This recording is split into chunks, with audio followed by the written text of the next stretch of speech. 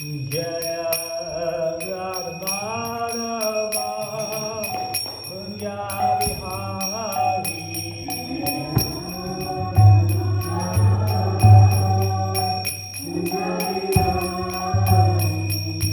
Gopi Jana Vallabha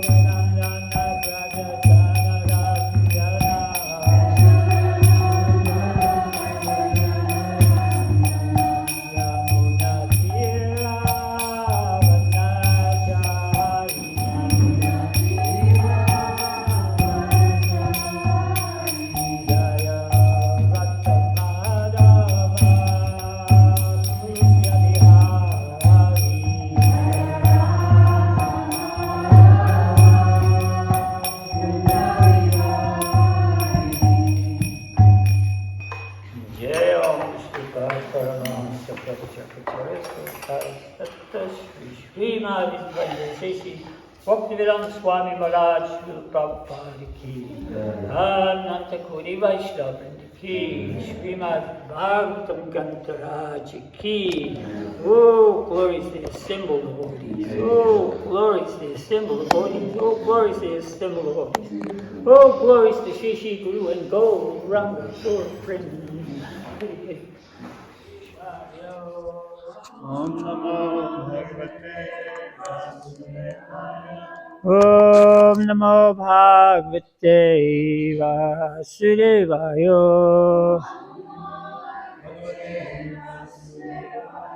Om Namo Bhagavate Vasudevaya.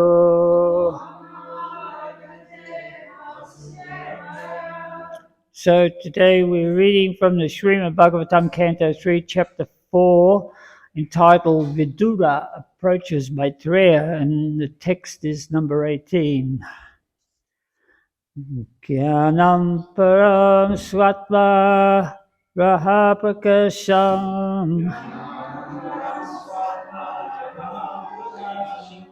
provachakashme bhagavan savagram api shamam no graha anyabhata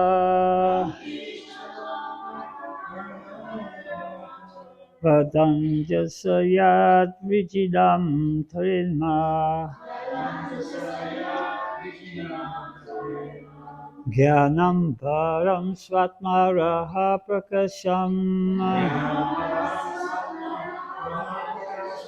Provachakasme bhagavan savagram Vapi kamam no grahanaya varta.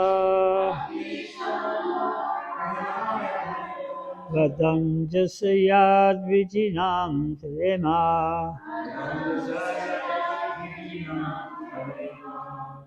Jnanam, knowledge. Param, supreme. Svatma, own self.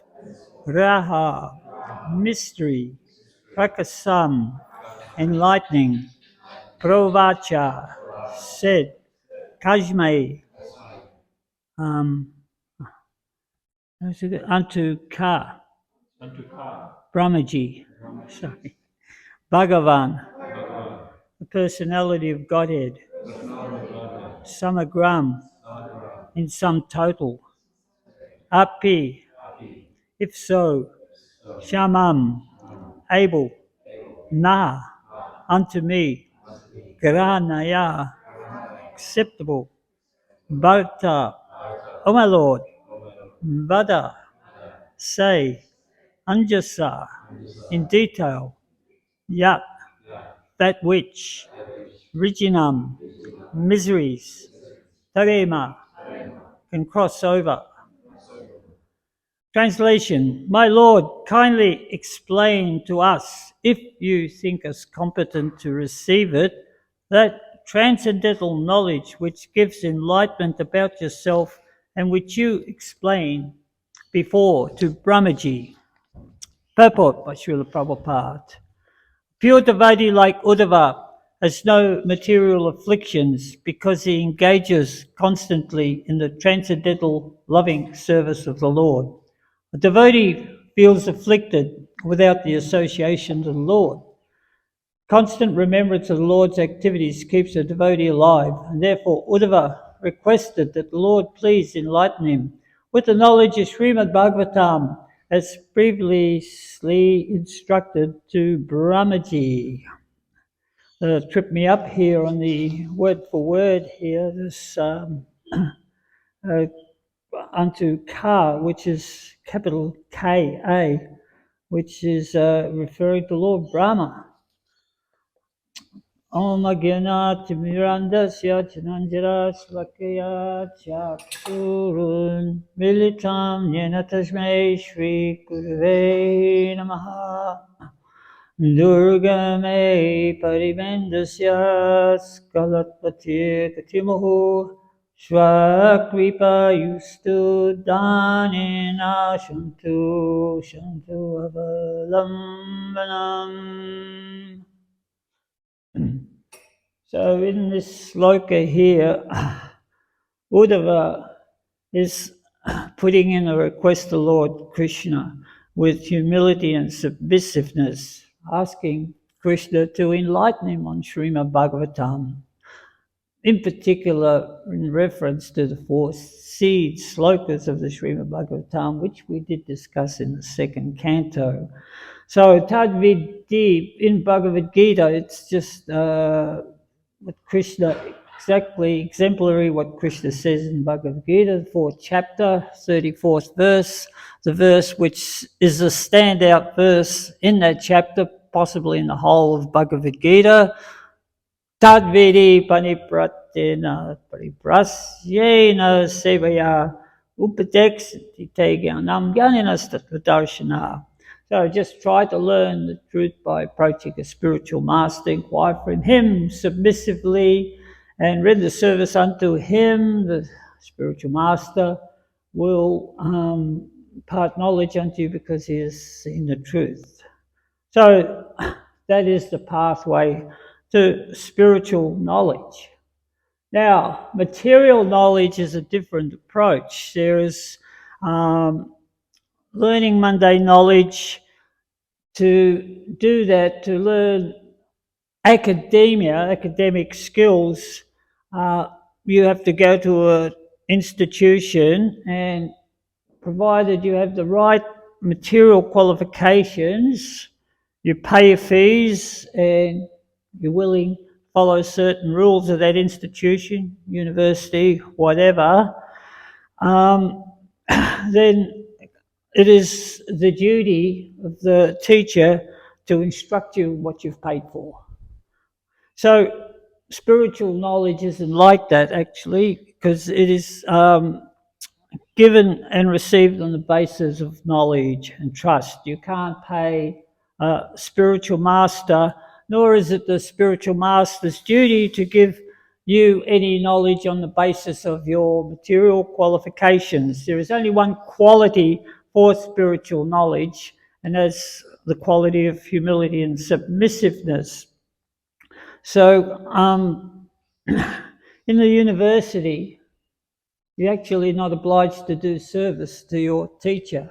In fact, if you do perform some menial service, give the teacher an apple, tofu salad, or even try to slip him some duck sheen, you may be disqualified and get into trouble for doing that. That's not a prerequisite of material education.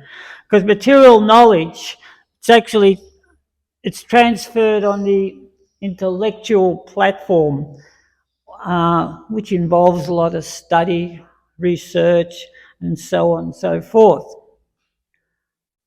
Also, scriptural knowledge, like knowledge in the Vedas and the Puranas and the Upanishads, they can also be transferred on the intellectual platform.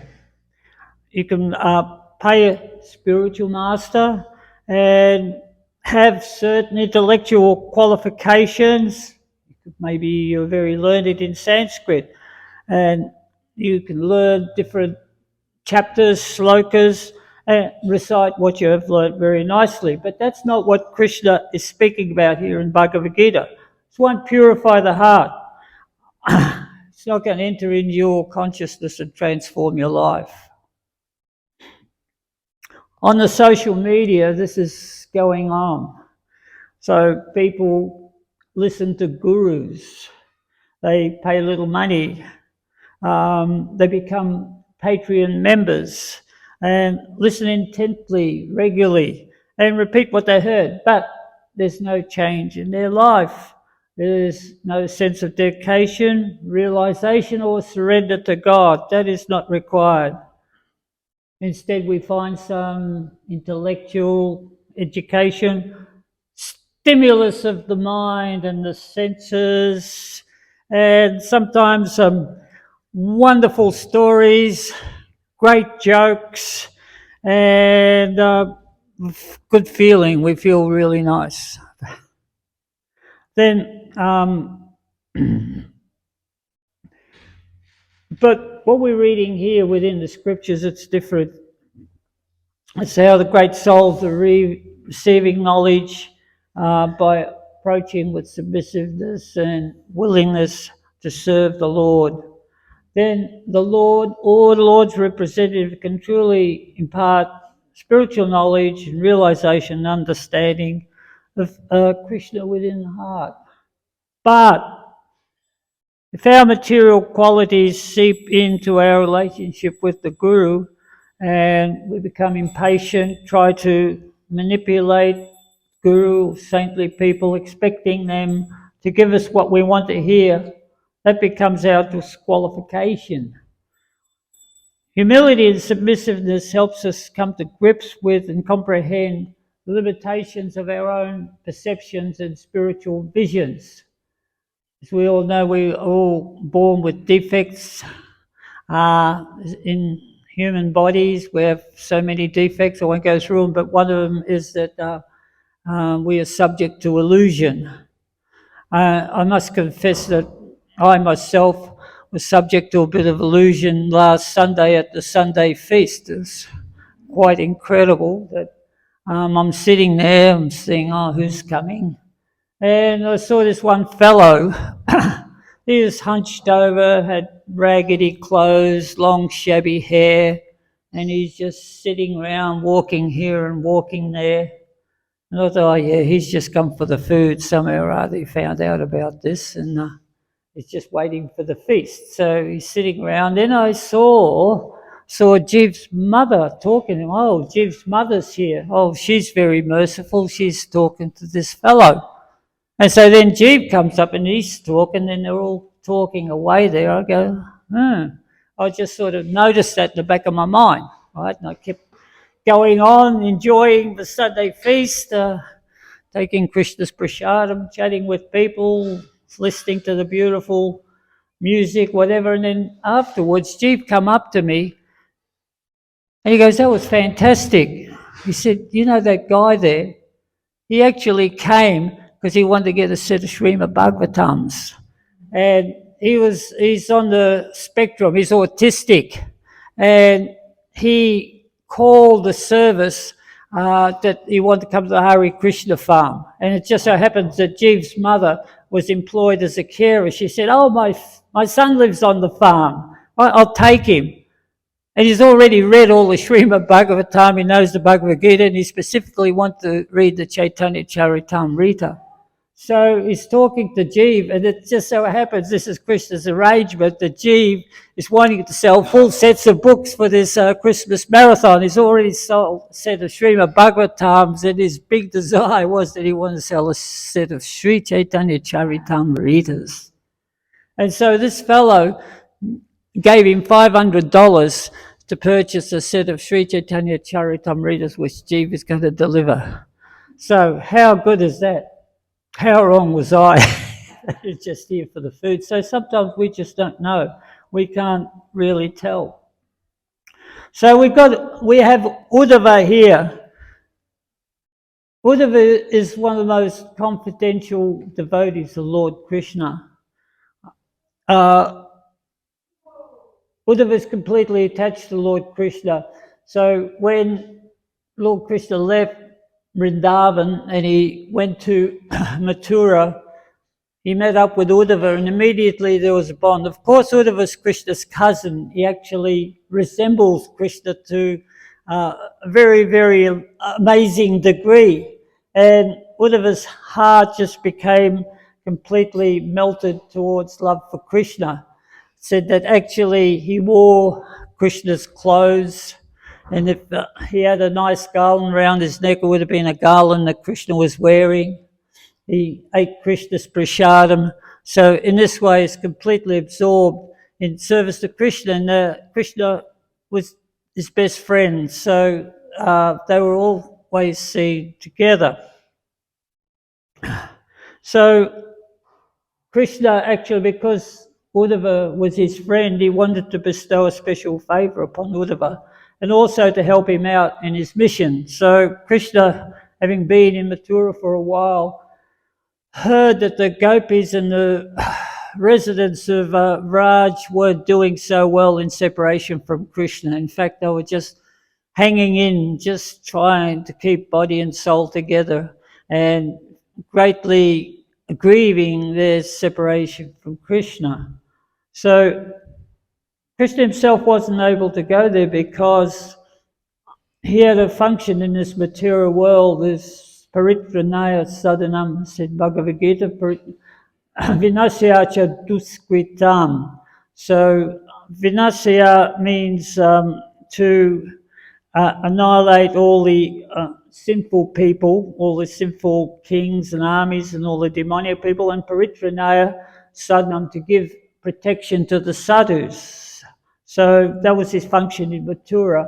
And because he was being surrounded by Jarasandha, he didn't want to take the war to Vrindavan. Vrindavan was the most sacred, beautiful place in the universe. So he asked Uddhava if Uddhava could actually go there, and he sent him a letter to console the Rajabasis. So there was two purposes for sending Uddhava. One was to send him message to console all the gopis and the cowherd men and all the gopas and all the cowherd friends, which we read about in great detail in the Srimad Bhagavatam in the 10th canto. But the second purpose was to actually show the level of which the gopas and the gopis, the level of love, show Uddhava that love that they had for Krishna, the exhibition of the highest devotion to the Lord. So Uddhava went there. He went there in a golden chariot, he goes to Vrindavan, he arrives there in the evening, and immediately Nanda Maharaj sees Uddhava and invites him inside, and then he just peppers him with questions about Krishna. How's Krishna going? How did he do? How is he surviving Mathura? Who is he with? How did he? Because Nanda Maharaj himself, he was there for Krishna's killing of Kamsa, and then all the cowherd men and the cowherd boys, they came back to Vrindavan. But in that time, there's been a couple of months, so he had so many questions. In fact, he didn't stop. All night he was asking questions of Uddhava about Krishna. So Uddhava felt that intensity of the Gopas, that love for Krishna. So in the morning, Mangalati time, then all the gopis, they got up and they started to perform all their different functions. They would be worshipping the deities. They'd be churning yogurt into butter, and they were very beautiful.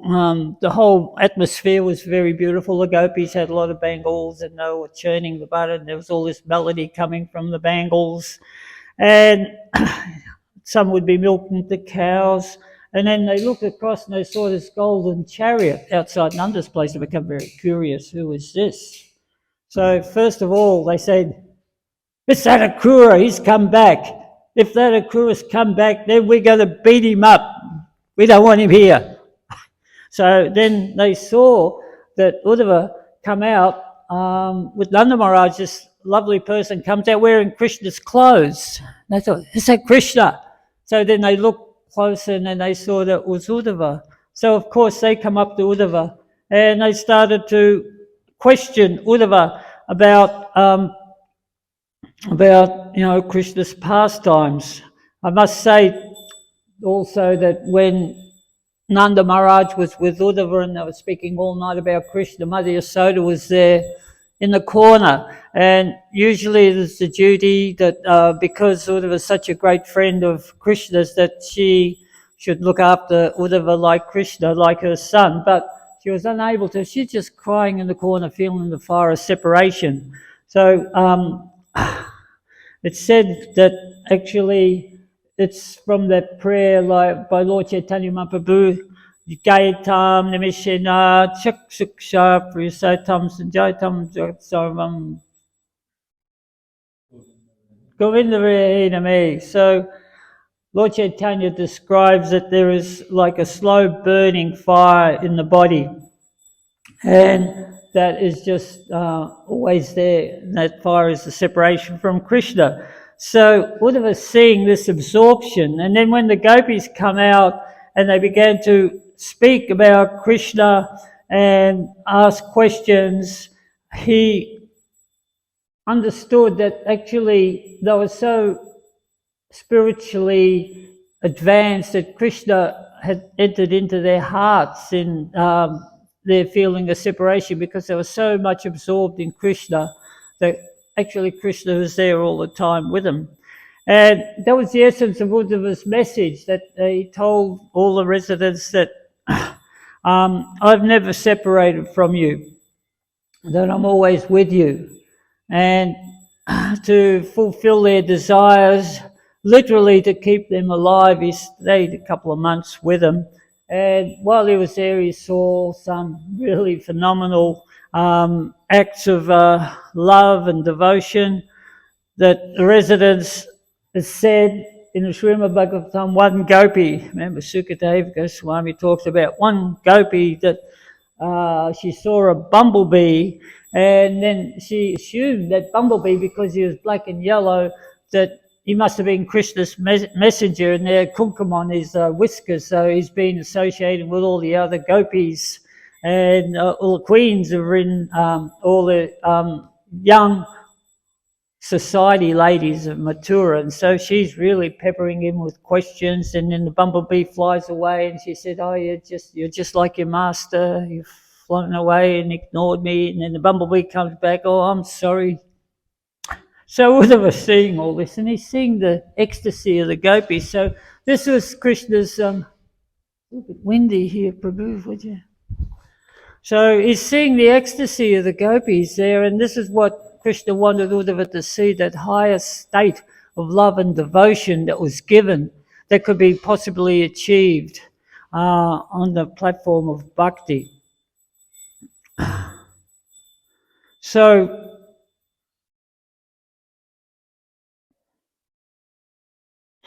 Uddhava, he was getting the mercy from Krishna, like he is saying here in this shloka here, that or previously in yesterday's shloka, saying that how is it, I'm bewildered that how is it that you're the Supreme Personality of Godhead and yet you're asking me for advice? This is just really bewildering. But we can also understand that actually, because Krishna is such a great friend of Uddhava's, if we have friends, sometimes in our conversation, if we're about to do something, we can ask somebody, okay, what do you think? Which way should we do this? Should we approach this problem this way? And what's the solution? Is it this or that? What's your opinion? So when your friend gives an opinion, you go, that's very interesting. And of course, there's different ways to solve problems. So out of friendship, sometimes, okay, we'll try that. We'll go with your opinion just to please your friend. So this is the interaction that Krishna had with Uddhava. And of course, whatever Uddhava said, if Krishna went along with it, was going to be successful anyway, because Krishna's the Supreme Personality of Godhead. You can't go wrong in the end. You're going to succeed, but it made Uddhava feel good. So this was going on all the way through.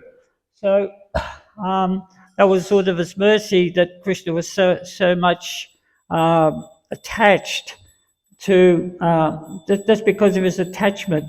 And it's described here, anyabilasita sunyam. This was the attachment that was felt by Uddhava, unmotivated and unalloyed.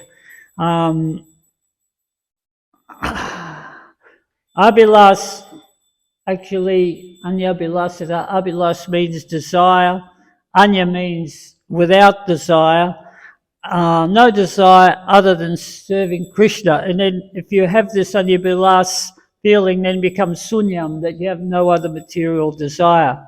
And you're free from the jnana karmani anavritam. So the jnana means knowledge. So you lose that desire to attain the knowledge. And the acharyas described that knowledge from the Vedas pertains to knowledge which guides you to merge into the existence of the Lord. So you're completely free from that. You're free from material desires. And in this particular sloka,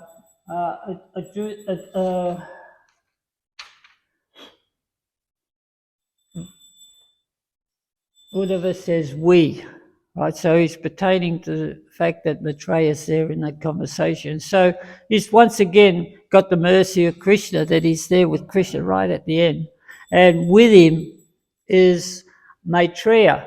So it is said that Maitreya happened to be there by chance. In fact, it is said, Srila Prabhupada says in the purport, Agyata Sukriti, that by special mercy that Maitreya is there. Of course, it is Krishna's plan. Everything is a plan to Krishna because there is a purpose for Maitreya to fulfill also. And the fact that Maitreya is not a pure devotee, that there is some tinge there, there's some reference. He is a Muni and he hasn't become purified of the jnana and the karma as yet. So Krishna was not able to give him that pure knowledge, Srimad Bhagavatam, so therefore he gave it to Uddhava, who's completely unmotivated and totally dedicated towards Krishna. And the fact that Maitreya was able to hear it, he also became purified and was able to give that knowledge, pass that knowledge on. So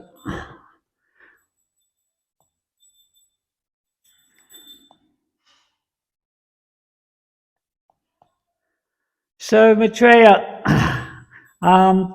he takes over. So Uddhava was there to serve Krishna, and their pastime was just about fulfill. That was the last of the pastimes that would have heard from Krishna. Maitreya also passed on. So therefore we have this sloka, we have this chapter, Vidura approaches Maitreya, because Uddhava, even though he was with Vidura, as we know, Vidura was his senior. So Vidura comes from somewhere else. He's the cousin of he's the cousin of the king. Oh, he's the brother of the king, and he's been on pilgrimage for so many years and so forth. And he was a very merciful soul that even though he was chased out of the palace by the king's son, and King Dhritarashtra did nothing, Uddhava just had Vidura just had good advice for Duryodhana to stop the war, to actually come to his senses. Everybody tried to tell him. Bhisma tried to tell him. Dronacharya tried to tell him. Krishna tried to tell him. Yudhisthira tried to tell Duryodhana, but Duryodhana was such a stalwart demon that he wouldn't listen to anybody, and then he just chased Vidura out and left him with his breath. So Vidura had been travelling around, and he'd been to all the holy places, so he was trying to get some information what happened. So Maitreya is there, and before Maitreya came to Uddhava, and Uddhava's feeling a separation from Krishna, and he's trying to actually understand or what was Krishna's last instruction, but Uddhava felt that he was incapable of giving this because of the seniority, that Vidura was so many years older than him and he was his junior. So for this purpose, Maitreya was there to hear the conversation. So Uddhava referred him, you go and see Maitreya. He heard this conversation, Srimad Bhagavatam, and he can instruct you. And at that point in time, Uddhava disappears from the pages of the Srimad Bhagavatam. He's fulfilled his purpose, and he eventually goes back to his own abode with Krishna, back to Goloka Vrindavan. So therefore we take over Vidura. He approaches Maitreya. So this is the sequence that we are to hear about in the Srimad Bhagavatam. And when we hear this, it's just like this narration is recorded by Sutta Goswami to the sages in Naimisharanya. So Sutta's telling the sages about the conversation now between Vidura and Maitreya. And this Srimad Bhagavatam, it's actually timeless. So this wonderful conversation actually pertains to now as much as it did 5,000 years ago. It is eternal. And when you hear the Srimad Bhagavatam spoken from the lips of pure devotees, it is always fresh, full of knowledge and its realization. And as it's said right in the beginning of the verse of the Srimad Bhagavatam, it is the shining torchlight of knowledge for humanity at large. So it's a wonderful literature. So this is my understanding of the sloka here today. I finished rather early. Fortunately, ran out of time. I mean, I didn't run out of time. Sometimes I do, but now I've got a fair bit of time on the hands. Does anybody want to make a comment or ask a question about this particular verse at all, or this sequence of events, this conversation between Uddhava and Krishna, or between Uddhava and Vidura, Vidura and Maitreya, or narration of Sutta Goswami to the sages in Naimisharanya, which he heard from Sukadev Goswami speaking to Maharaj Pariksit. There's a lot of depth here. Yes. I was just wondering, is Uddhava... Hang on just a second, we'll give you the microphone. Hare Krishna, I was just wondering, is Uddhava from Vrindavan? Like, where does he normally reside? Or did he... Actually, that's a good question. You might have... not quite sure, because Uddhava was born in Mathura, right? He was Krishna's cousin. But his bodily features resemble that of Krishna. And because That's a very good question, actually. So Krishna actually, because he was such a great devotee, it took him to Vrindavan so Uddhava could experience that higher taste of the rasa, the bhakti rasa that the devotees felt, the highest taste. So when Uddhava saw that, experienced that highest taste, he knew what the goal of life was really, what the goal of life was all about. That was pure, unalloyed devotional service to Krishna. So because of that reciprocation with the pure devotees there in Vrindavan, he also got the effects of that. And then later on, in Dwarka, when they were all in Dwarka, this is in the Srimad Bhagavatam Rita, that Krishna was feeling so much separation from the gopis. He was crying out Radha's name in the middle of the night, and the princesses were becoming disturbed. So they set up a little Vrindavan there for Krishna, right? And Uddhava was instrumental in that. And it said that actually when Bokamara was there, and Krishna was becoming disturbed in Dwarka there because this boy was a coward boy, and Krishna was thinking of the coward, so Uddhava took him aside. And so he was very, very confidential service of Krishna. So therefore, we can understand that actually Uddhava did go back to Goloka Vrindavan to associate with Krishna in that highest rasa of service to Krishna in one of the rasas. Yeah?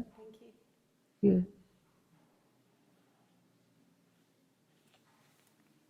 We're going to have an early breakfast anyway. Oh, sure. Just noticed, I remember a couple of incidences regarding Krishna's consulting Uddhava for on various topics, especially about the gopis and Vrindavan. That in such exalted, loving relationship between Krishna and his devotees, Krishna actually believes that his devotees are greater than him. Putting aside all rational thinking, of course he's complete, omnipotent, transcendental, he knows everything. Still he consults his pure, unalloyed devotees. And there are examples for this in Sri Chaitanya Charitamrita, when Chaitanya Mahaprabhu, Sri Chaitanya Mahaprabhu, consulted Ramananda Rai. Ramananda Rai. Ramananda Rai, yeah. About the different stages of devotion service. And Chaitanya Mahaprabhu was listening very carefully what he has to say.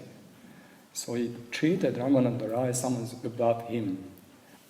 So this is the love of Krishna for his unalloyed, pure devotees, that he actually believes that the devotees, such devotees, even higher than him. Similarly, there are many small examples from Krishna book also, when the child Krishna was carrying the wooden shoes of Nanda Maharaj on his head. These are just real reminders that Krishna's love is so pure that he himself is overwhelmed with his devotees, that he consults them. What do you think of this? And there are many examples in the Mahabharata also, when Krishna actually consults Yudhishthira Maharaj, many good interactions. So very interesting. Thank you, yeah. But when you mentioned it, it was on the back of my mind. I didn't want to mention it so much, but when they captured Asvatthama, who tried to kill the last of the Yadu dynasty there, and they've got him, and all the Pandavas there raging, kill him, and Krishna's going along with it. Yes, we'll kill him, right? And then of course Draupadi starts to feel compassion. Oh, but he's the son of some so and so, and the mother's going to be lamenting. What's the point of carrying on this? Let's spare him. And Krishna's on the other side. He lost. He didn't. They didn't get their way. Draupadi won, right? In one sense, but Krishna said, "Okay, we'll chop his hair off," and in this sense, his dignity is killed or whatever. So, but that's very interesting. And the other example in Vrindavan or in Mathura was very. Indradumna was telling us about this. Is so hilarious, really, that after Krishna and Balaram fought with the wrestlers Mustika and Chanura, big, huge mountains of mountainous persons there, and all the other wrestlers that were there with them. There was actually 6 brothers there, and they dispatched all them, and they dispatched all the other wrestlers, and they're all lying there. Then all the cowherd boys come in, and they want to wrestle Krishna, and then they all started wrestling in the arena after all these wrestlers have been put away. And they're wrestling away, they're grabbing Krishna, and every one of the cowherd boys actually defeated Krishna. So, Krishna wrestled one guy, and he'd throw Krishna down, Krishna submit, and then another one. And Kamsa was there, and he was fuming. He couldn't believe it. All these boys were knocking Krishna over like that. And in the end, he lost it. Imprison Vasudev, kill Krishna, kill this and kill that, drive him out of Vrindavan. He just started raving on like a lunatic. And that's when Krishna took up the lion's gate and jumped across like a lion jumps. He jumped across all these seats and balconies, whatever, and just grabbed Kamsa by the hair and started dragging him around the arena. So that was just another example there. Are we all, any other ones? Keep the conversation flowing. Jai, all glories to Srila Prabhupada, all glories to Srimad Bhagavatam.